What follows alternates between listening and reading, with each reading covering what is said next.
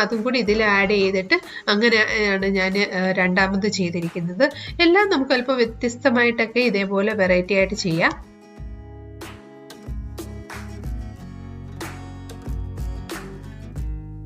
ഗോതമ്പ് റവ എണ്ണയോ നെയ്യോ ഒന്നും ഒഴിക്കാതെ നല്ലതായിട്ടൊന്ന് വറുത്തിട്ട് ഇതേപോലെ ചെയ്തപ്പോഴേക്കും കുറച്ചുകൂടെ ഒരു ലൈറ്റ് കളറായിട്ട് നമുക്ക് ഉണ്ടാക്കാൻ എടുക്കാം.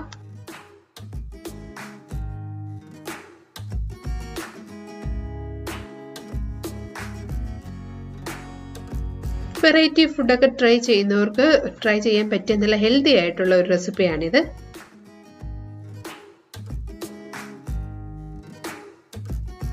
ഇതുണ്ടാക്കാനും അധികം ടൈം ഒന്നും എടുക്കത്തില്ല.